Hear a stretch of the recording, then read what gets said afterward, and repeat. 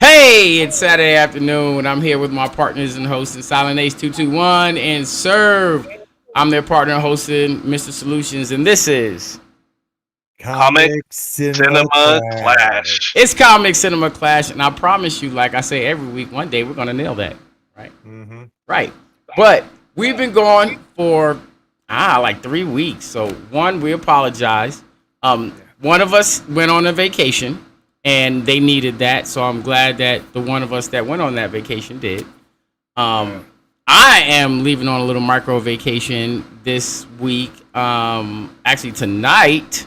So I will be gone tonight, and I'll be back on Wednesday. Hey, Tom, you love 81. Thanks for joining us on the show always. So maybe no Monday shows. I'm gonna be in Florida, so I might actually go to where Dragon is and have the show with him live there. We will see how things pan out, but I don't know if I'll be able to run This Is Called the Show. So, yeah. Hey, Hoss, thanks so much for the follow. Love that, man. Thanks.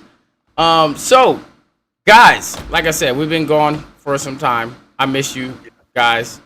Like, what do they do? What do BTS do? Oh no, you doing the K-pop like little heart? Yeah. Right.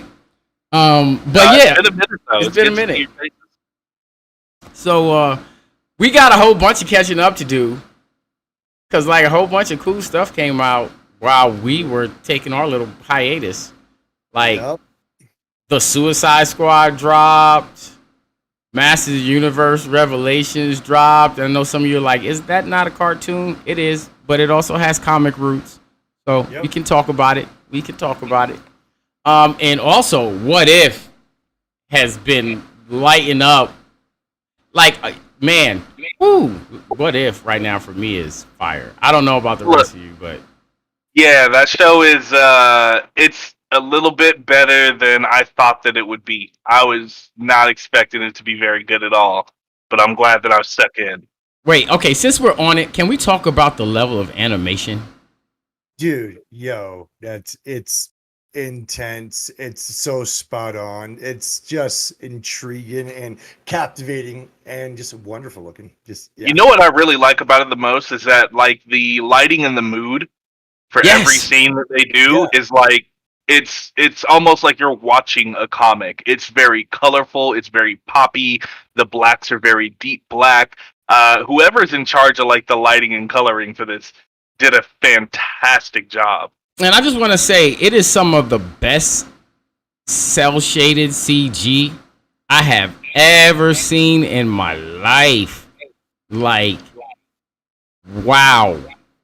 I think other people are going to have to step up because it's very next generational cell shading, right? Like, it's so smooth. There are no hiccups. There are no weird frame drops or anything like that. And just the style of it itself, it's just so unique. And, you know, after watching like the first episode, I thought to myself, you know, they could keep this show going for like 80 seasons and have fresh content. Like, I don't think this one is going to be a limited series. I don't think it's going to drop. One, you can write a what if story and justify it in any way, shape, or form. Oh yeah. Right? Two, there is a mountain of what if stories to draw from.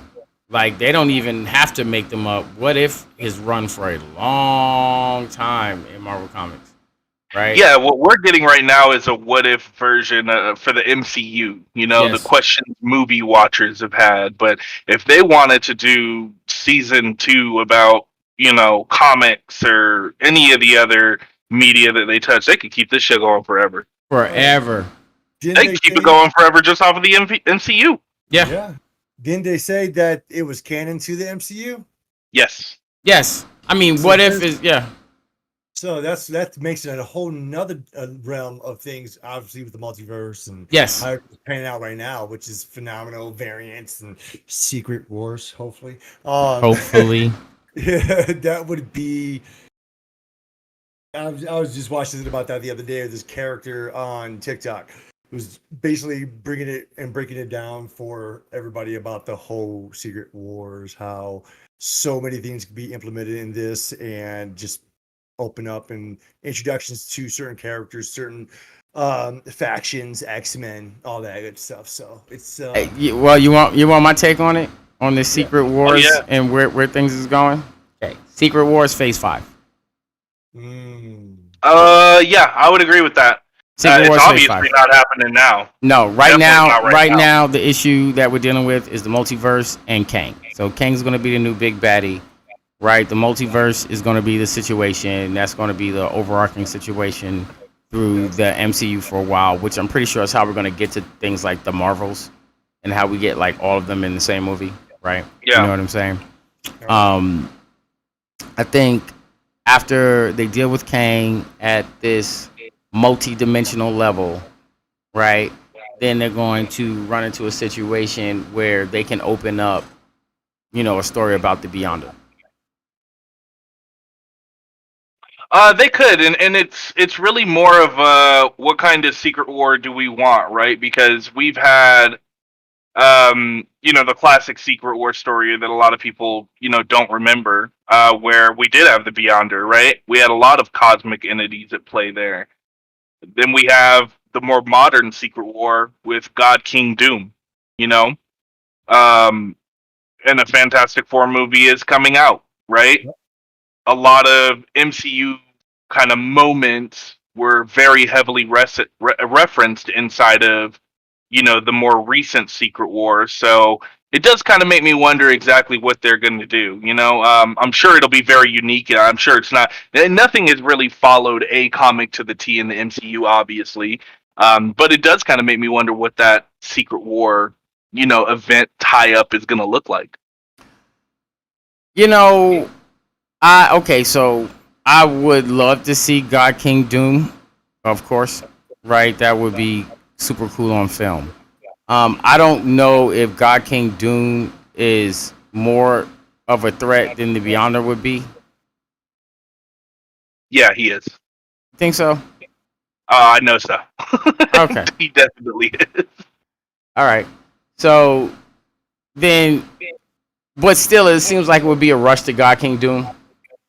It would. It'd be fast. If it's Phase 5 and we're just getting Doom at the end of Fantastic Four, there's not a ton of room for build-up. Right. And presumably, Fantastic Four would have beaten Doom at the end of Fantastic Four, unless they go with somebody like Mole Man or something. Or which I hope they don't do. Just give us Doom. Yeah, just do Fantastic Four right. Mm-hmm. Yeah, that's what I say. Yeah. But what about null the God Butcher? Oh no, that's not happening. No, not even a little bit. Yeah, if you want to see Null on screen, don't expect that. Like in the next 20 years, don't expect that. That's not happening. I agree with Cerv on that. I don't think we're gonna see Null on screen. The story arc, as far as comic readers were concerned, was not very well received. A lot of people had a lot of issues with how that was resolved.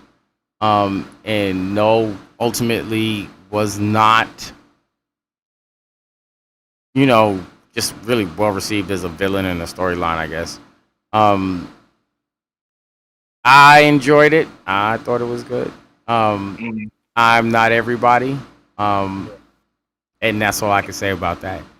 But all that aside, we're on Secret Wars episode 3. So far, we've seen Captain Peggy Carter, which was one. Let me tell you what, that she was hot as as Amazon Peggy Carter. Yes. That's all. I'm digging the 8 foot tall, giant, muscular Peggy Carter build. I really am. I can't even be like I'm not, because I really, really am, though, right? Two, I love the relationship between her and Steve. Yep. How, she still loved him regardless of if he became, Captain America or not. I love little Iron Man throw to Captain America being, or Steve Rogers becoming Iron Man, the original Iron Man. That was fly. Hydra Stomper is what they Yeah, called the him, Hydra right? Stomper. Yeah. I feel like with the way that the first episode ended, with her coming out the ice in modern times, I feel like with the way the second episode ended, which was the T'Challa as Star-Lord, that was freaking great. That was fucking Such wonderful. a good episode. But I feel like the way that episode ended with Ego finding Peter Quill in the end, I feel like we're moving up to this like unified what if event by the end of this, where Ego is the villain, and they're fighting Ego. That's what I feel like. Yeah, and we already got like a very small tease for anybody who was eagle-eyed enough to look at some of the recent trailers of some of these characters sharing a screen with each other. Yeah. So it seems like, we're gonna get them against something, is what it looks like. I'm thinking Ego. But man, like, just to backtrack there, Peggy, this is something people have been wanting to see for a long time. Like, when Agent Carter, the TV show, was on, Love that show. like, that got such a huge fan base, and people have just been wanting to see more of Agent Carter taken a little bit more seriously, breaking rules, crushing boundaries, and this delivered exactly what those fans have been wanting for years. If you didn't watch Peggy Carter, I assure you that was possibly the best Marvel show that come out on ABC. And I love Agents of S.H.I.E.L.D., but Peggy Carter killed the whole game. Oh, it hit that show different. Was so good. Yeah, it hit so different. It was so good. Seeing her kind of take command after Steve's death, man, and like move on, that show felt like exactly what everybody wanted to see. Like, Yes. I don't think anybody who watched that show had a like, oh man, I wish they wouldn't have made her so like this, or I wish the show would have had more. I think everybody was just super satisfied with that show. Hey, look, I was sad it was a miniseries. I was glad when it got like a second miniseries run. I was very sad when she was like, yo, I got this other contract on this other channel, and I got to go with that because they're not insuring, this show. Because Peggy Carter that show was great. But, enough about What If. We've talked about What If. I don't want to ruin it for you guys because we're all still watching it. Just know that it is animated splendidly. The stories are hard-hitting. If you love any of the MCU characters at all, you're absolutely going to enjoy this. The art is just damn spectacular. There's just really no other word for what's going on there with that. Yeah. Beautifully done. But while we're on cartoons, let's talk about Master Universe Revelations. That show, I actually thought it delivered really, really nicely. A lot of stuff I did not expect to happen in that show. I don't want to give too much off of it for those who have not watched it. I don't know if I can. We do spoilers here for the most part. Yeah, for and sure. It's been like a long time since. If you haven't watched Master Universe Revelation yet, and you watching this show, shame on you anyway. But you knew what you was into. Yeah. So the whole beginning of that show was phenomenal. It was good. It threw me off when immediately in the beginning of the whole goddamn show, He-Man and Skeletor gone. Tila take control, whatever. It shows you that He-Man could protect everything, and Tila just screwed it all up. But it was very interesting to see it. I didn't follow the storyline of that series or anything like that, so all I know is that it was basically a continuation of the first He-Man. So, but all in all, it did give me the He-Man feel for sure. Cerv. So I'm gonna preface everything I say with everything I know about He-Man are very brief childhood memories. Mhm. I've never really been a fan of him. Almost all of my knowledge of He-Man comes from Robot Chicken, which is a shame because that's not how those characters are supposed to be represented. Kind of a So shame. I don't take Skeletor seriously at all because of that's the only way I've seen him, right? Catch you But later. I Yeah. watched all of that He-Man show, and I enjoyed it a lot more than I thought that I would. They did a really good job, and when I heard that fans were angry with the way that it turned out and some of the choices that they made of, offing, because this was not He-Man's story, right? This is definitely the supporting cast story, and for some reason people are mad at that, and I had to like go back and think about like he, and I think one of the reasons why I didn't like He-Man was the same reason like little kid me never really could pick up on like the Power Rangers when it was very popular. It was a very rinse and repeat formula for every episode. Here's the bad guy, you beat the bad guy, you're done. Next, we're doing the same thing over and over again. So, and they reference that in the newer show just a little bit. They throw a slight jab at kind of, hey, yeah, we've been through this over and over. So when Kevin Smith is like, what else did y'all want me to do? How am I supposed to let these characters evolve? Like, will y'all let character growth happen? Yeah. All right. All right. So I, unlike these two, am steeped in He-Man lore. I grew up on He-Man and Thundercats and G.I. Joe. We watched that stuff every day without fail. I was a huge fan of He-Man as a kid, right? I love Masters of the Universe Revelation. One, it's not called He-Man's and the Masters of the Universe Revelation. It is clearly called Masters of the Universe Revelation, right? Yep. The first episode and every episode that features He-Man in a memory is 100% complete throwback to the original He-Man and the Masters of the Universe. Like, completely nailed that old cartoon. And then everything that was present was so fresh and so modern and so well done. Look, the character development of characters like Evil Lyn, Yeah. right, are so real. I'm going to tell you how real it is, right? So Evil Lyn is scorned for all the years that she's been following Skeletor around. She's gotten no reward. She's realized that she's powerful on her own. She can do really whatever she wants, right? So the whole entire time, she's preaching to Tila about woman empowerment, and she's saying real stuff, right? Yep. But just like in real life, as soon as her man comes back, she is right back on it. Like, yo, sorry y'all, but my dude is back, and I'm fit to get booed up again. Like, the character development was so real, right? Like, it was, look, Masters of the Universe Revelation was amazing. Tila's development was amazing. I love the introduction to the new characters. Yeah. I love the heartfelt moments with characters like Duncan, who I always wanted more of in He-Man. It never got, fully rounded out because, just like you said, the show was formulaic, right? But all those shows from back then were formulaic. Yeah. This new continuity writing didn't become a thing in America until anime became a thing in America. Yeah. Right. Oh yeah, for sure. Because GI Joe was the same way, right? Yeah, no, they're all the same way. Transformers was the same way. All of them were. Thundercats, Transformers, GI Joe, Bionic 6, you name it, they're all formulaic, right? An emergency goes out, you go fight the bad guy, you learn a moral lesson, the day is won, do it again tomorrow, right? Yep. That was cartoons until anime invaded American airwaves, and then they realized that the reason why anime was so popular was because they were writing in continuity.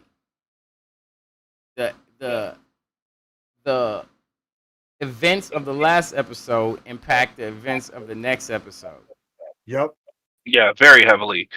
And honestly, like the amount of like for characters that I was not attached to at all going into this, the writing was so good at developing every single character. They made me even care about that stupid little wizard dude, and I've Orko's the always shit. hated Oh, Orko stupid little was wizard. fire in He's the this shit. show. But He man, was. yeah, they really made me care about, and like, so between him and Evelyn, like, those were the characters I was rooting for the most because Yeah.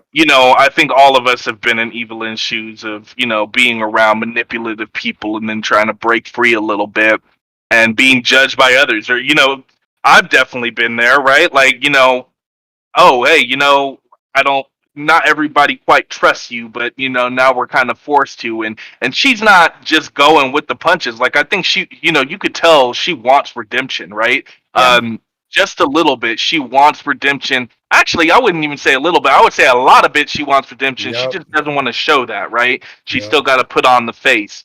You know, me having no attachment to any of these characters, I really felt like I got to know these characters in the show. In such a short amount of time, like 20-minute episodes, and only like 8 of them, they really, got you attached to these characters really fast. The only characters I didn't care about were really Skeletor and He-Man. He-Man, as it should have been.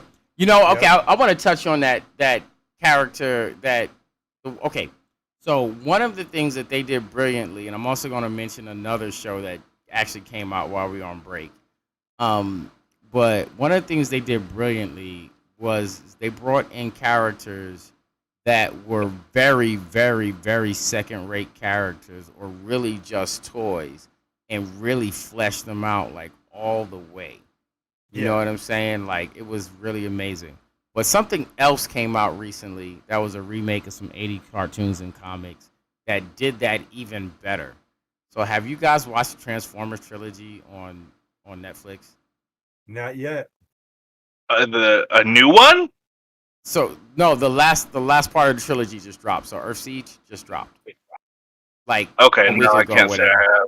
So first is Battle for Cybertron, then it's I forgot what the one in the middle is, then it's Earth Siege, right?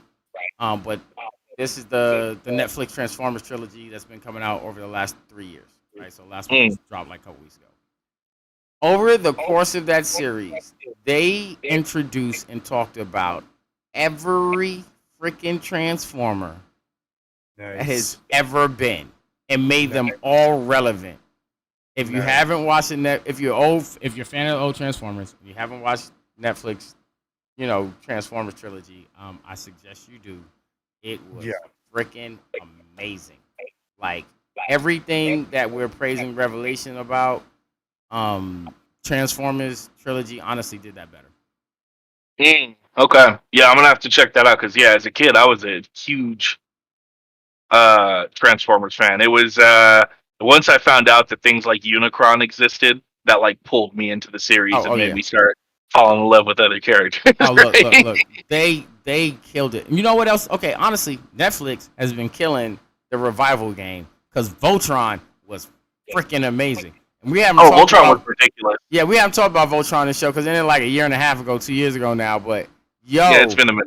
Voltron that was one of the best remakes I ever seen in my life. Like, animation for that show was so perfect. The way that the characters were designed for that show was so perfect. They nailed every single aspect. Oh my god! Like, they did perfect. They even brought Sven back.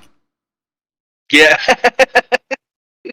You know what? Honestly, I enjoy the newer one way more than I enjoyed the classic one by like miles. By miles, yo. Like, talk about the universe building, like just.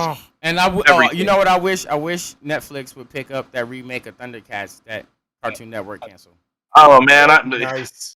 In a dream, somewhere in some alternate universe that exists. Yeah, that would be so nice. Look, they left us on the worst cliffhanger that has ever cliffhangered in all of cliffhangerdom. Humaira took off with fucking Mumra like it was cool. And then they really should have kept going with that, man. Man, was that the same? Was that still Studio Mer that did that one too? I think so. It looks like it was. Man, look so good. It was so good.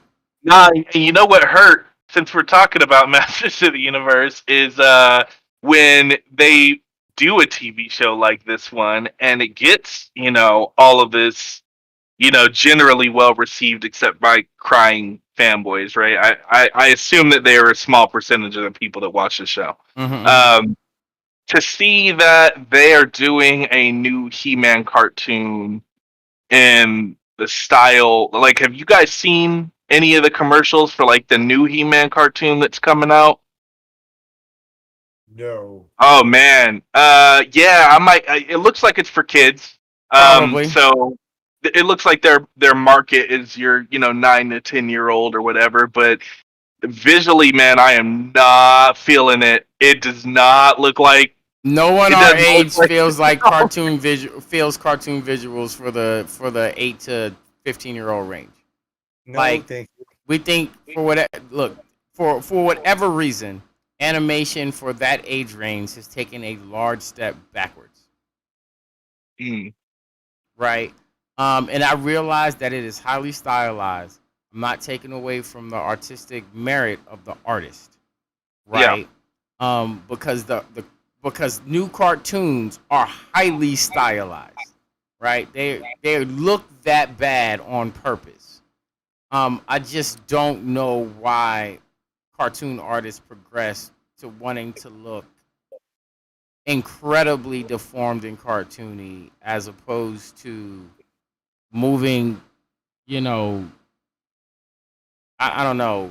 you know why I think that is. I have a guess, and it might be off, but there was such a strive for quality when there was, more work involved in getting things like this done. I'm talking about when things were still hand drawn. Hmm. And even once things started moving to Mia, a lot of those worlds were still hand drawn, despite the fact that they were using programs to still animate them all in the mid 90s and whatnot.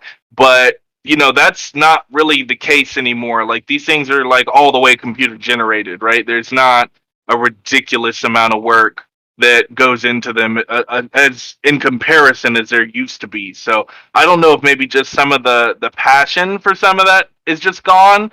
Because these guys used to focus on super heightened frames to get the smoothest animations out of older cartoons, right? So it was really, really a high attention to detail. And my guess is that, with so much technology and they know that they're marketing to children, maybe that hunger isn't there as much as it used to be. I think you kind of are really super close to the bullseye on that. I think it has more to do with the tools available to use in digital art, right? Yeah, So you can make, shapes and vector art and be like, yeah, I made art with some shapes and some vector art and call it a day, right? And Mhm. then you can take that and you can move it into whatever animation program you want to move that into, and you can move it around like a puppet, and you're done.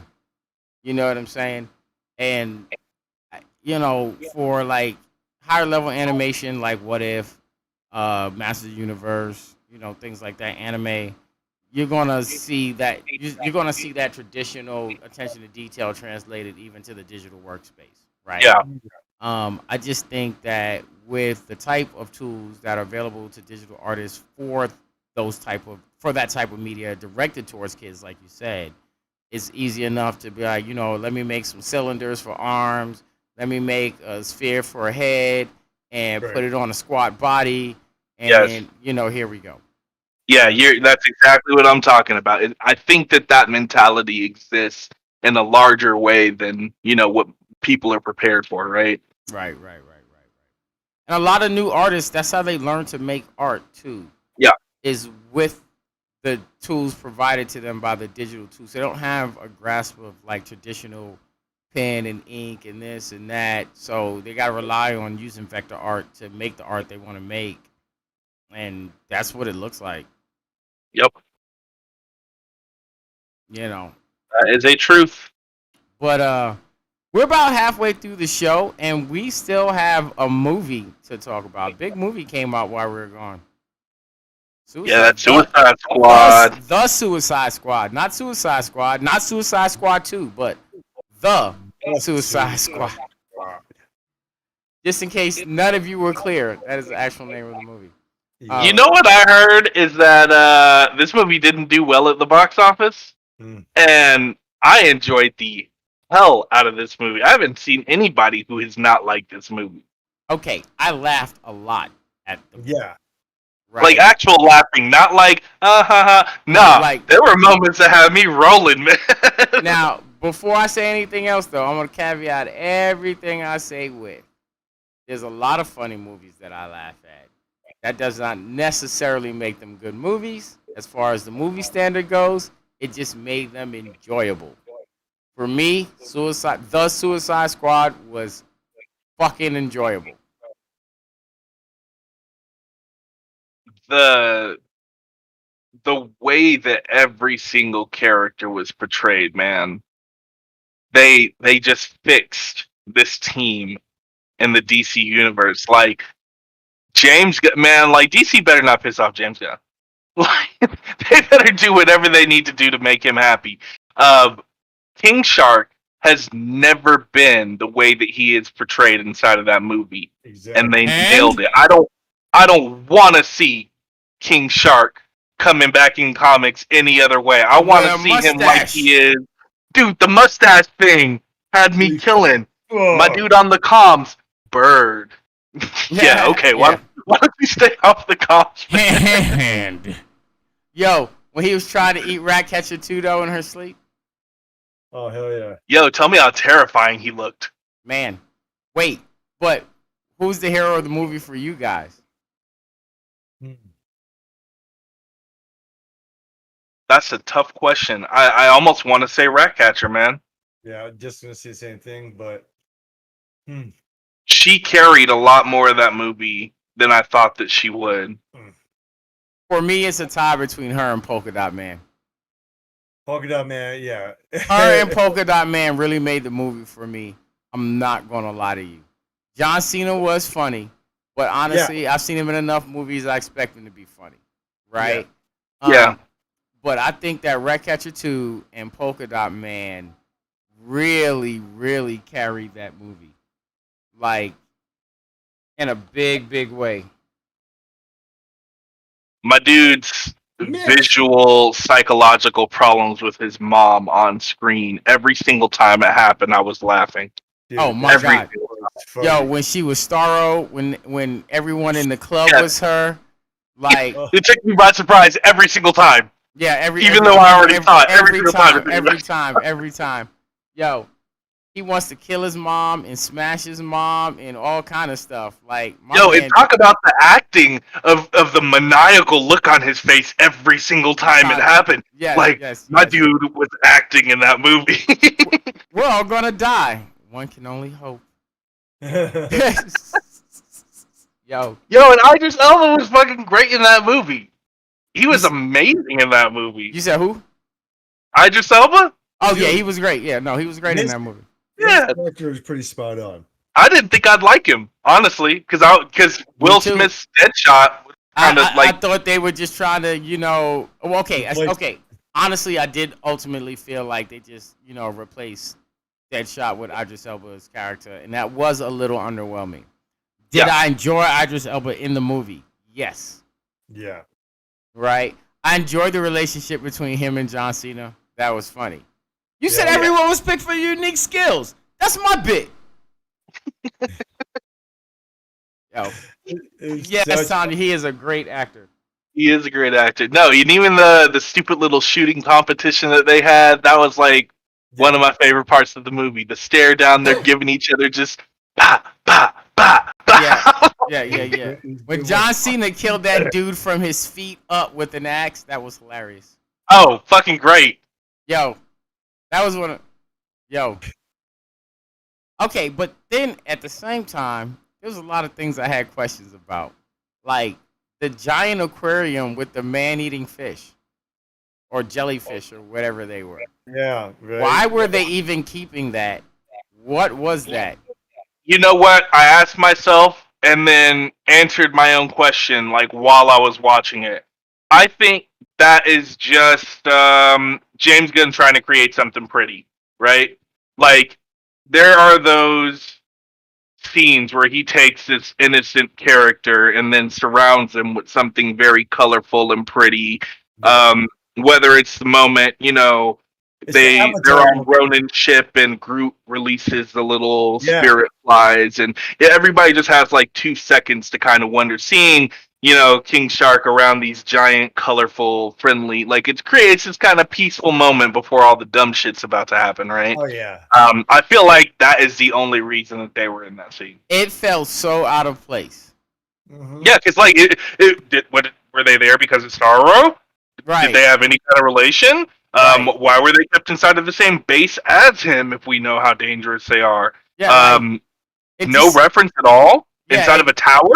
Like it was like we got to get King Shark an enemy. Yep.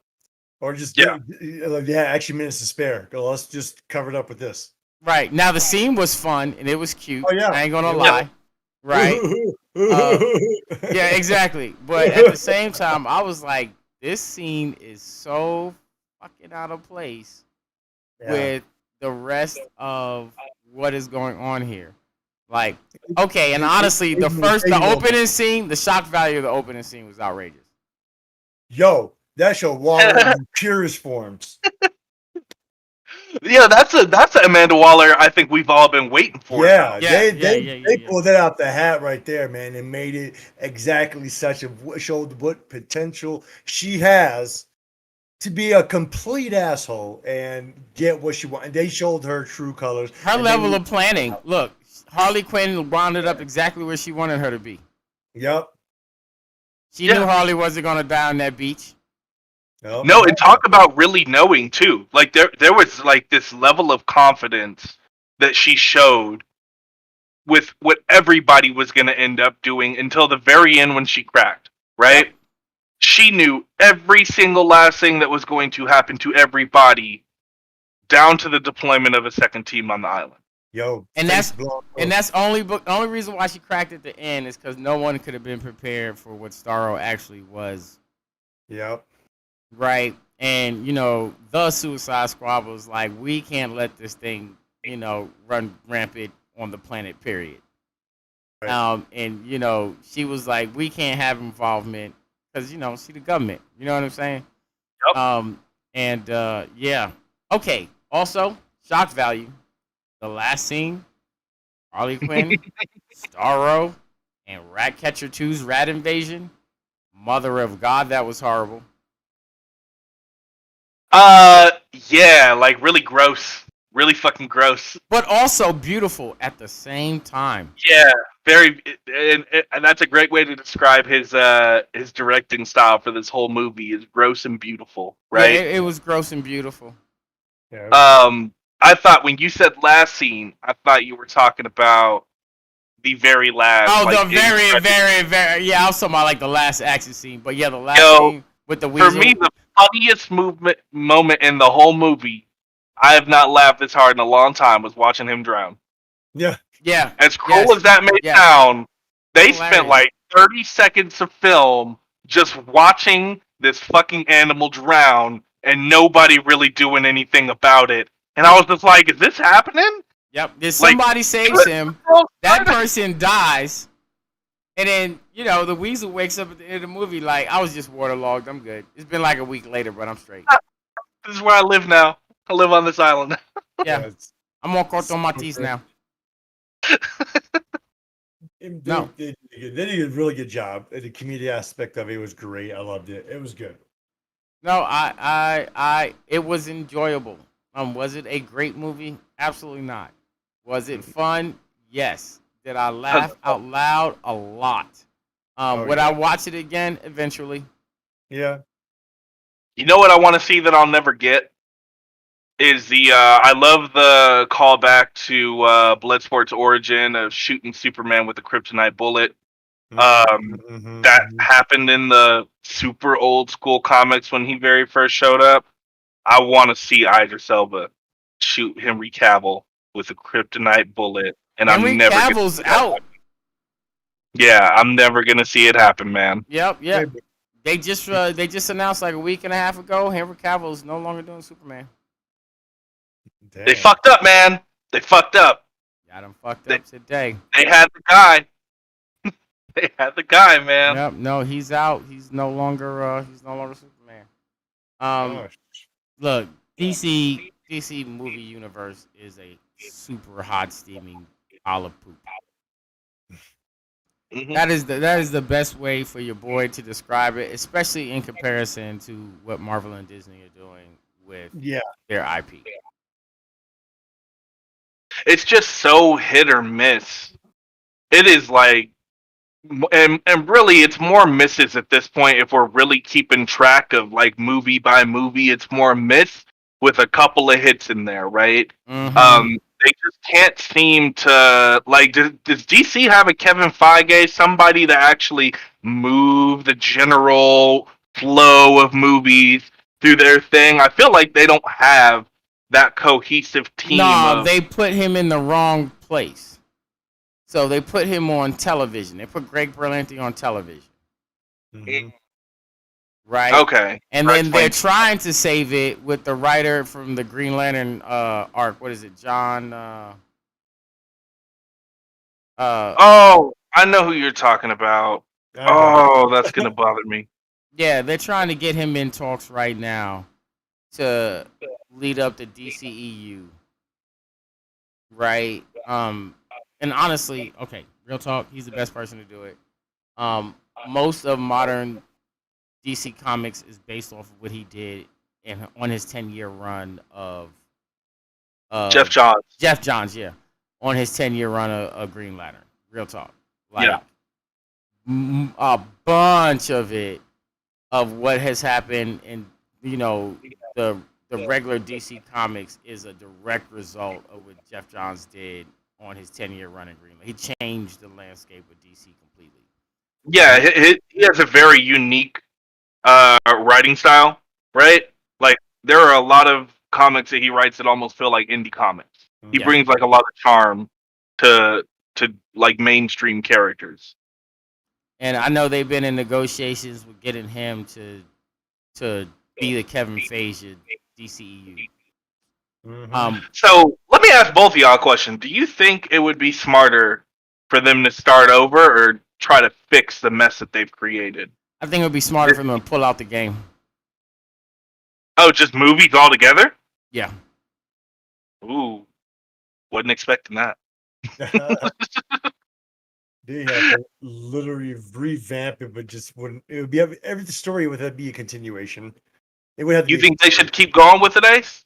I don't. I think if they have to revamp it, the Flashpoint's the best option for them to do any of it, and just have everything basically start over in a sense, but almost put it to a point where it's just a continuation, just gradually something down the line that has happened, and you just catch up to the story. You get your little flashbacks, whatever. But I just don't think that restarting the whole series would make sense at all. I think that fans might be a little bit too hopeful for Flashpoint because the Batman happens after Flashpoint, right? The new Robert Pattinson thing, right? Yeah. If they wanted to reboot the universe, that movie wouldn't be coming out as its own thing, right? Yeah. So, like, no, go ahead. No, like I feel like fans are getting way too excited for Flashpoint, thinking that it's gonna fix everything, that all of DC's things, this is what's gonna reboot everything, when they've made it very clear that the plans for their next movies don't really have much to do with Flashpoint, from what I've seen at least. Mm-hmm. You're not gonna see a reboot because they don't want to take the whole thing back to the drawing board immediately. No. The best thing for them to do is to rescind for about 5 to 10 years, not make any movies, and then come back out with a unified universe. Okay. Yeah, when you said stop, I thought you just meant stop altogether. That's something I can definitely get behind. Yeah, I can see that. That's what they need to do. They need to rescind making DC movies. They need to go back to the drawing board for a year or two. Right? Get some good scripts written with a unified story. They need to get into filming. They need to come back out with probably like a Flash or Green Lantern movie. Right? If if they come back out with a Batman or Superman movie again, it's going to fuck up everything. Mm-hmm.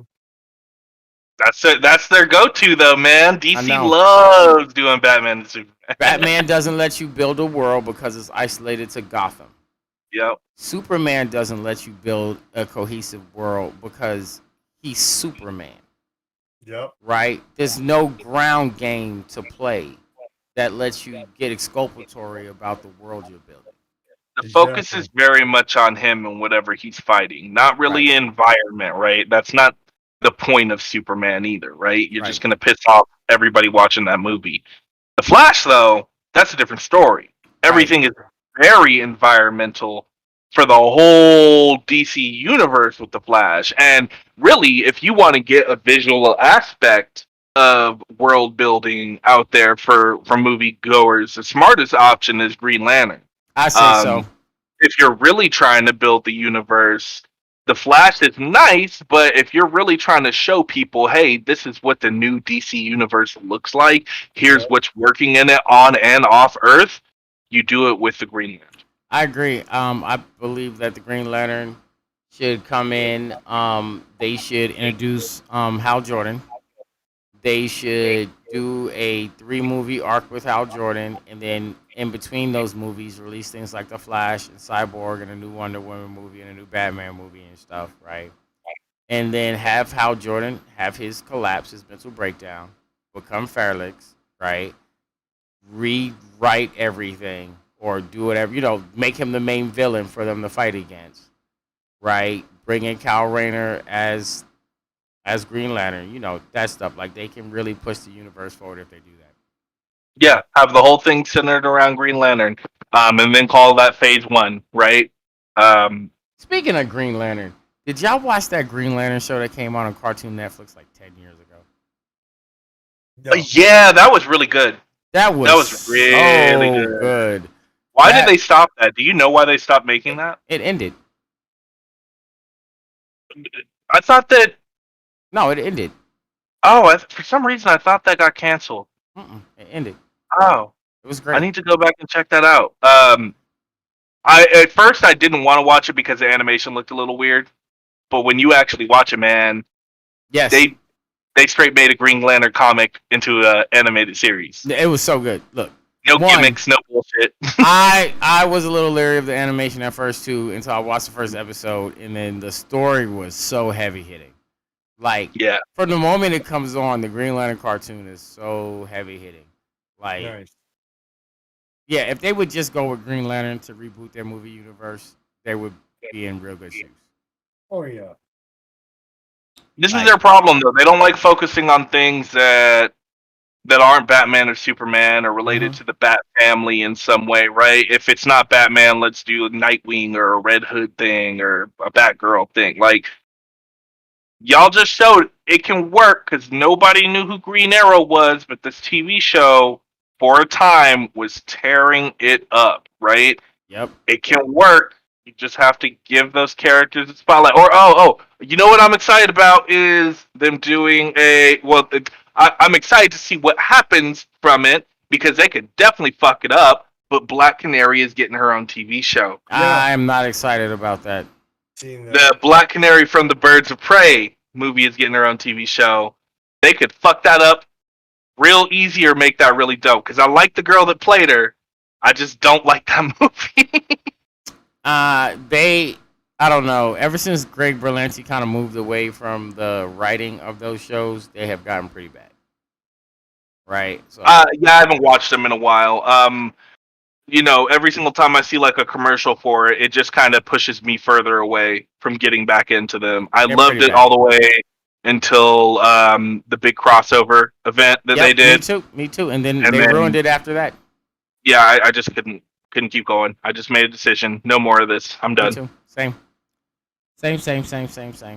No, but DC, man, I'm not. You know what? I'm not in love with the characters.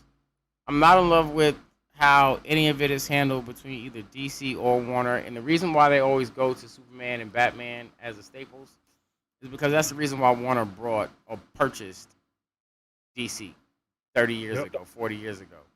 was so they could have access to Batman and Superman. That's what they paid for. So that's why they always go back to that mentally. That's what the purchase was for. Right. That's sad. I would like to see the Injustice series. As a movie? Well, they're already talking about trying to make it a movie of it, but I like to see it in a series. Yeah, I would like to see it as a cartoon series. It is a comic series. Yeah, that I hear is very jarring. I haven't read it, but I've heard some really kind of nutty things. It's jarring as the video game. Yeah. Oh hell yeah, it is. I think that's what it needs. I think that if you're gonna like that right there, it would be interesting. I don't know if they're gonna do it into a movie or not, but I know they're talking or in production to make it or whatever. Yeah, it's an animated movie. That's what it's gonna be. Yeah, it would be best if they did it like a 3-part animated movie on Injustice. Yeah, real talk.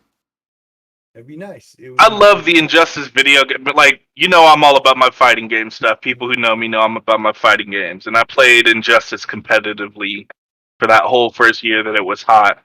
And it is a really weird game. It's a very weird take on DC stuff. It was definitely different in its own thing. It's a little heartbreaking for, I think, DC fans, people who really love the characters, because you see a lot of death in that Injustice series, man. Sure. Honestly, like Injustice is one of the best things DC put out in a while. Yep. Yeah. Real talk. For sure. But I don't know. I enjoyed the Suicide Squad. It was good. It definitely ain't gonna beat any of the Marvel candidates. Not even Black Widow for me. Black Widow is a better movie, right? Yep. But I did enjoy the Suicide Squad. Like, I think they're better movies than the DC ones they have out so far. You know what? Aquaman was dope. Yeah. The first Wonder Woman was good for one watch. Yes. Honestly, the original Suicide Squad movie, I've watched that more times than I care to admit. You know what? I have too, and that's only because despite all the negative criticism, there was just something about me like, you know what? Like, block everybody out. Maybe there's something I missed. Maybe there's something I missed that I didn't enjoy about this movie. And you know what? I think I've watched that movie 4 times, and each time I'm like, I'm not missing anything.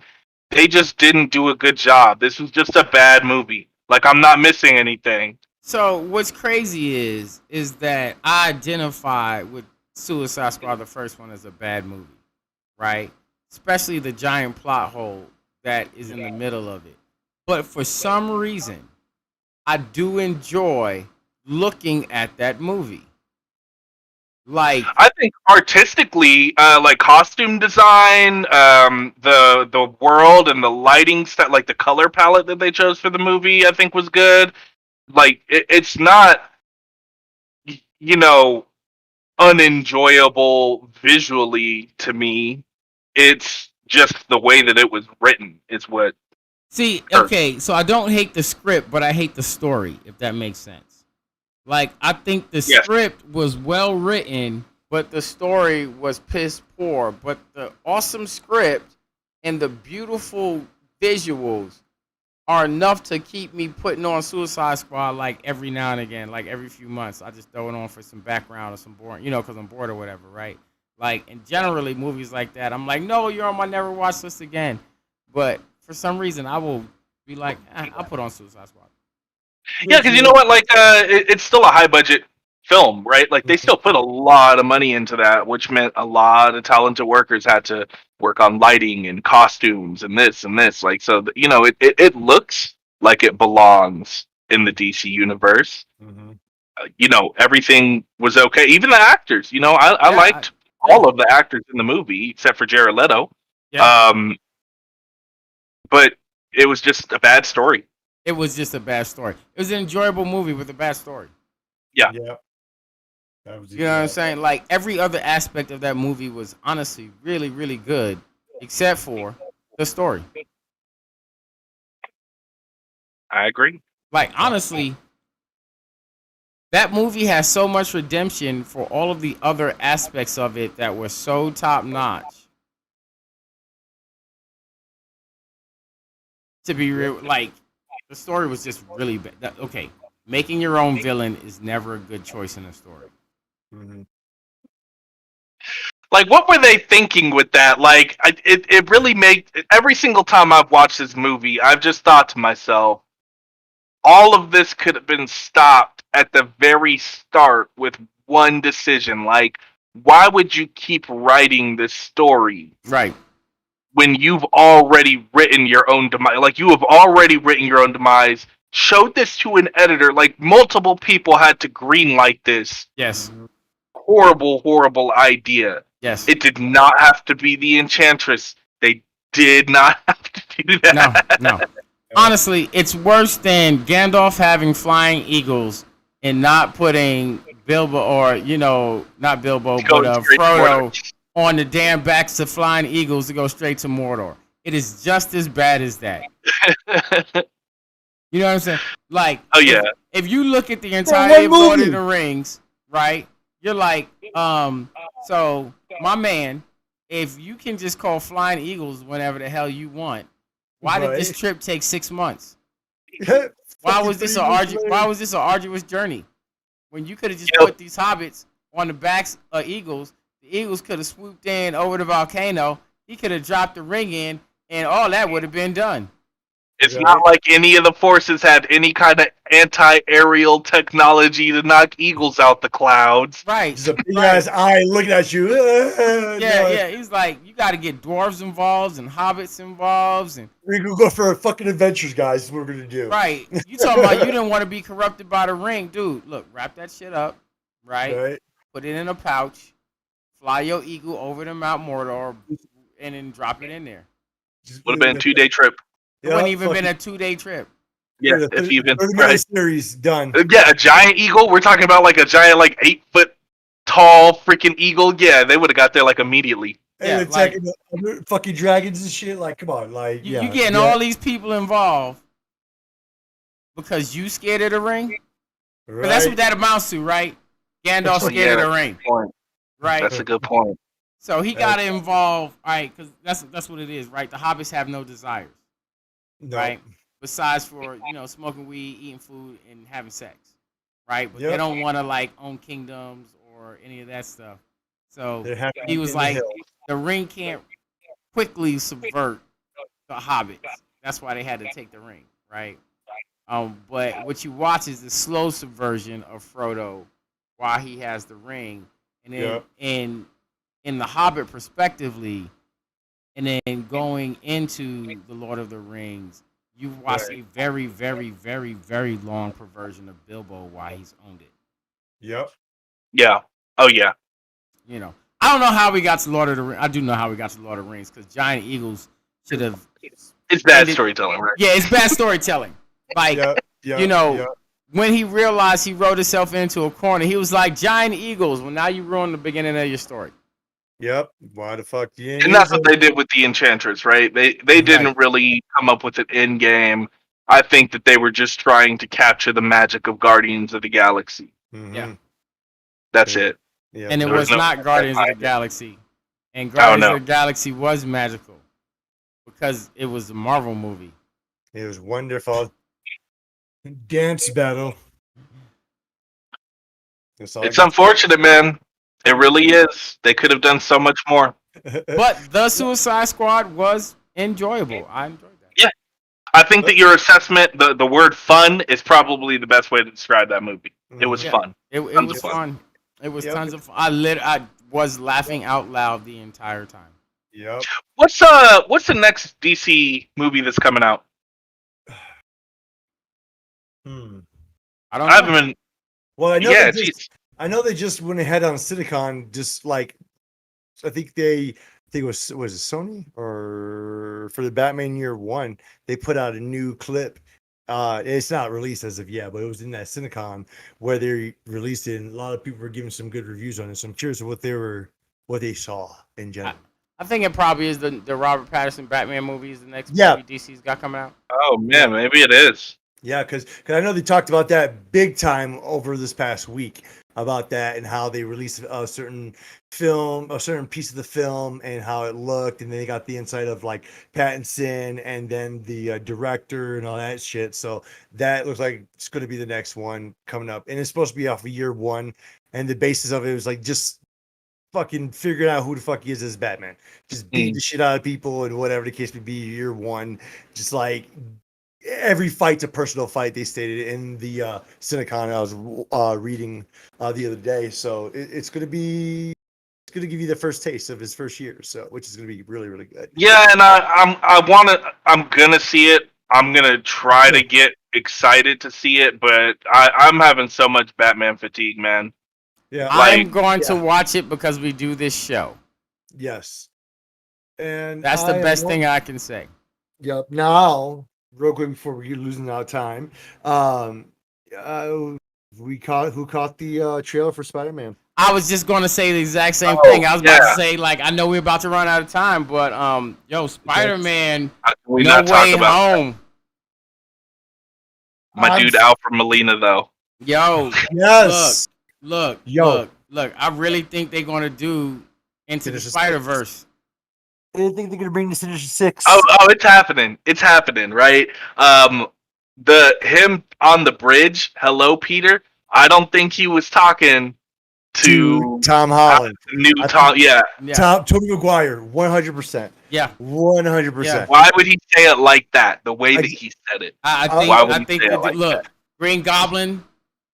Oh God, William Dafoe. Yo, give me more William Dafoe. Yes. Then there was like a snippet in there talking about they may be the Lizard in this one too, because there was a cut scene in the trailer where you have a visual of something coming out the shadows looking like some sort of reptile, and then Tom Holland runs off or whatever. I hear Andrew Garfield's in the movie too, though. Yeah, so I hear. You know what I think is that they're gonna do is they're gonna do a 2-2-2 format, right? 3 Spider-Man, 2 villains from each universe: Green Goblin, Doc Ock, Electro, Lizard. And then Mysterio, and I've always thought Mysterio never died, right? Who's the first villain from the first Spider-Man movie? Not Sandman, but it was from the first. No, from the first Marvel Spider-Man movie. Vulture. The Vulture. Vulture. Yeah. I don't think it's gonna be Vulture. I don't think it's gonna be Vulture. Look, Vulture's in prison. One. Yeah. Right. Yep. He's not dead, and then that would be your 2 format from each of those movies. You know why I don't think it's gonna be the Vulture though? It's because he's already shooting stuff in prison for the Venom movies. For Carnage. Yep. But the Venom movies now exist in this universe. Yep. Actually, yeah, that's a good point too. So that's gonna be cohesive. Yeah, maybe it is gonna be the Vulture. Yeah, it's gonna be. Well, they already renamed the universe the Spider-Man universe. They already renamed it. Yeah, they did. They already renamed that. So that's gonna go all tie into this year. Yeah, we're gonna get our Spider-Verse. It's exciting. I really want to see Into the Spider-Verse. I really want to see Miles Morales on film. Yes. Yo, if they put Miles inside of this No Way Home, I'm gonna lose my shit in the theater. Yo, me too. I'm actually gonna lose my shit. You know we all gonna have to go see this together, right? Yeah. Yeah, we really should. But we're all gonna have to go watch this together. I'm gonna lose all of my shit if they put Miles in that movie. Yo, if they put Miles in there, that'll be just one of the most epic fucking entries. Yo, let it be the Miles from the Spider-Verse movie. Yes. Yes. By his voice actor. Yes. How meta do you want to get with me, Marvel? Yeah. Just give it to me hardcore, please. That's what I want. All in my nerd butt. Oh, it's necessary to have. So you know what I don't like though from all of this is people thinking that Doctor Strange is Mephisto. Oh God! Would y'all stop with this shit? Yeah, that's dumb. Yeah, that's stupid. Can y'all please stop with this? Like, if I have a platform on this show, can we please stop with the Mephisto shit? He's not. That's dumb. You can't compare a fucking fireplace in the trailer to. No, because they're like, oh, this is out of character for Doctor Strange. Is it? Is it really? Have you ever read Doctor Strange? The whole time, he's always been doing shit like this. That he's not supposed to fucking do. That's what his character is based off of. Yeah, that's what half the shit that happens. He's an asshole. He does shit like that. Exactly. Yes. And I'm excited to see that because when it comes to the multiverse and of madness, this is just going to be a perfect tie-in, 100%. I think it's gonna be a beautiful. It's just gonna. God, I can't even speak on it because I'm it's gonna be. ready. I'm so ready for the rest I of Phase 4. Yeah. Shang-Chi. I'm ready for that to come out. Okay, okay. Eternals. Hold on, because Shang-Chi is coming out. And Yep. Shang-Chi is suffering from the fate of all bad movies already. Do you know what that is? Do you know how to spot a bad movie before it comes out? Enlighten me here. Yes. Too many trailers. Mm-hmm. They try to push it too hard. Yep. So They the don't need- reason why all DC movies fail is because they tell the entire story in the trailers. Because the movie is bad and they're trying to convince you to come see the movie. Shang-Chi is doing the same thing. I agree with that, but I feel like they almost show almost the same for just the trailers. One, trailer two, it almost shows the same. Yeah, but they're dropping like clips and clips and clips. It's not just trailers. Yeah, they are showing a lot. You can tell that they've already shown the end of the movie. Oh yeah. In at least two of the trailers, right? Yeah. I'm still very hopeful for Shang-Chi though. Like, I have always loved him. Yep. Me too. Anytime he's appeared in any comic, I've gotten really excited. I'm enjoying reading his run on comics now. Mm-hmm. I think that he does what Batman does for the Marvel universe without making a big deal out of it. Yep. And that's, hey, I'm a better fighter than all of you motherfuckers, but I'm not about to go brag about it, right? Like, Right. I'm not about to make the whole fan base talk about who would win, Shang-Chi or Black Panther. Like, we all know who's winning. Even though there's always the debate who would win, Shang-Chi or Iron Fist. So that is both an active fan debate and one that they play out in Marvel all the time over the years. I gotta give that to Shang-Chi, man. I don't mind Iron Fist, but Shang-Chi don't have the heart of the dragon. And he also cannot now change his entire body into that energy. I'm just saying. Yeah, but he beat ass. He do. Real quick, before we leave though, a movie that is coming out where they literally gave the entire movie in the trailer, but still I'm going to watch it because you're not going to see this movie for the story, even though you are. You're going to see it for the singing. Sing 2. Did y'all see the trailer for Sing 2? Oh, yeah. How amazing does that look? Man, that's okay. The trailer had me in tears. Yeah, I got goosebumps from watching the trailer. Yo, I had tears welling up in my eyes from the trailer for Sing 2. I am not going to lie to you. Yo, the first one was amazing. And they straight up, look, Sing 2's trailer straight up was like, yo, this is the story for Sing 2. This is what you look. This is the story. This is what you come to watch, but you come to watch it for the singing. So come on and watch Sing 2. Yo, that movie looks great. If you didn't watch the first Sing, just do yourself a favor and watch Sing. You know what? There's 2 animated movies that are from like the Disney Pixar realm of animated movies that I suggest everyone watch, and that's Soul and Sing. Good. Mm-hmm. Soul was so good. Soul touched me in so many ways. I think that Soul is going to end up going down as one of those movies that people are going to talk about for a long, long time. I'm kind of surprised that I don't hear anybody talking about it as much as other. I think maybe that's just because there's a lot of saturation right now. Yeah. Right.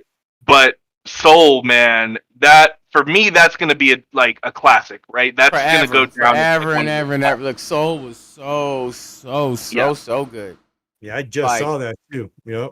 Oh man, I was, and I had no idea what I was expecting when I went into that. I came up here one day and Cole was watching Carter and she had it on. I'm like, what you watching? She's like, Soul. I'm like, okay. And I sat down. I caught half the movie and I was like, that was so good. And I had to go back and rewatch the whole thing. I was like, Soul was great.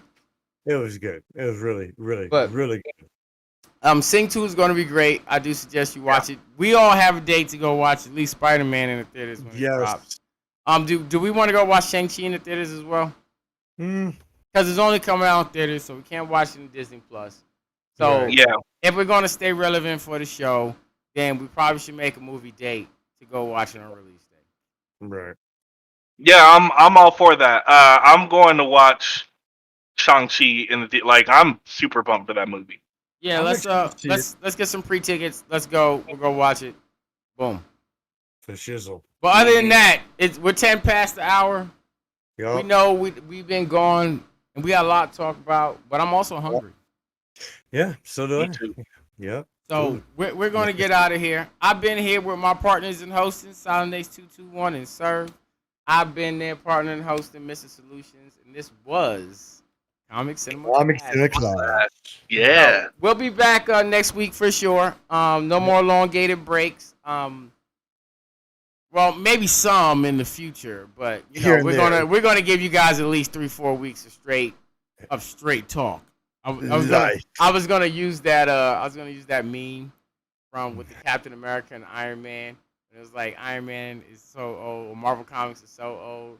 Oh, the straight dick. Yeah. That straight dick used to be a slur for used to be a slang term for real, honest talk.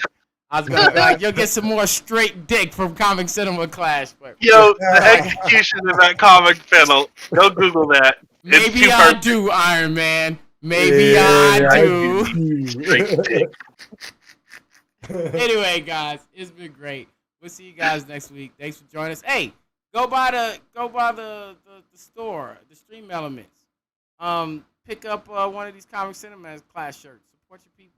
Actually, you know what? Don't even do that. Because I got some new shirt printers. They're going to make us some new flyer shirts than this. And then you can pick up those shirts. So, yeah, man. I'll put those up real soon. But we'll talk to you guys later.